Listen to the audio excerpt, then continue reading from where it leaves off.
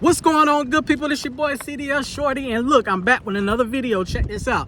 This one is my response video to bonehead truckers. Also, shout out Miss Tasia Wood. I think she does a very good job of providing us with a very good informational videos. So shout you out.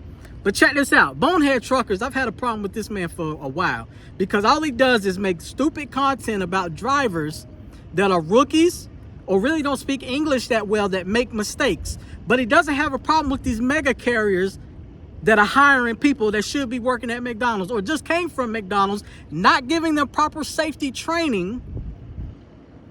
That's who you need to have a problem with. Also, he has a huge problem with the wreck, the big accident in Austin the other night. I have a problem with that too. But he looks at the person.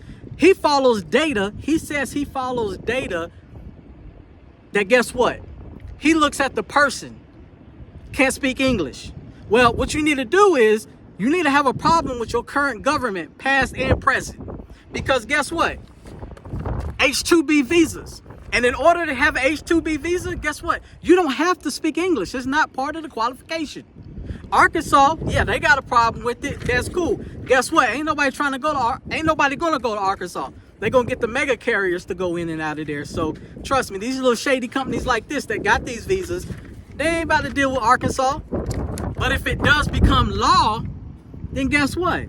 It becomes law, state to state to state. But it's like saying we have a problem with school shootings. Everybody prays and everybody cries and stuff about school shootings, but then your government makes it more easier and pass legislation to make it more easier to get a gun. It offsets itself. So HB2 visas, let's talk about them. Guess what? This also offsets itself as well, because check this out.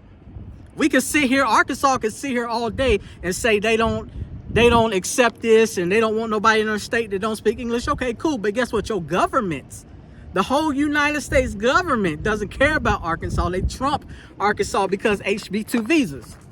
Few HB2 visas for foreign workers are given to truck drivers, government data reveals, right? Tens of thousands of H-2B visas are given out each year, but government data reveals that very few of those are used to hire foreign truck drivers.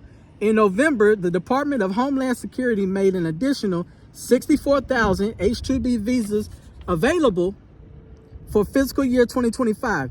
This is on top of the 66,000 temporary non-agricultural workers visas that Congress mandates each fiscal year.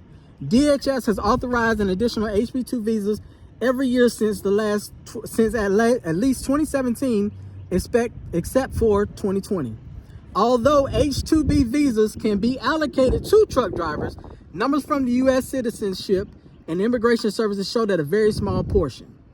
All right, they say 3.5%, right? But look at this. You don't have to speak English. So guess what? It's over 1,400 truckers out there that are here on the HB2 visa for temporary work, usually during the peak season or whatnot. We all know it's very popular down on the borders. And up in Canada on the border as well too. But guess what though? That's 14,000 or 1,400 too many. Out of 64,000, yes, that is a small number, but there's still 1,400 too many truckers that can't speak English, that are coming down here helping out the economy. Let's go in more. It says in 2020, more than 1,400 H-2B visas were given to truck drivers to the trucking industry for transportation and material moving occupations. However, truck drivers accounted for only a small fraction of the total H-2B visas available. This is who you need to have a problem with, sir. The companies. Look what the company's qualifications are. To hire an H-2B visa driver, a trucking company needs to establish a shortage of U.S. workers for the position, prove that employing an H-2B worker won't impact U.S. workers' working conditions or wages, show that the position is temporary, no longer than 10 months. The employer must also apply for labor certification from the Department of Labor and a petition USCIS for approval to hire a specific number of workers under the H-2B visa classifications. Nowhere in it does it say that that truck driver coming over here to work for that company, they have to speak English. That's who you need to have a problem with, sir. H-2B, Employer Data Hub. Right? Look at it.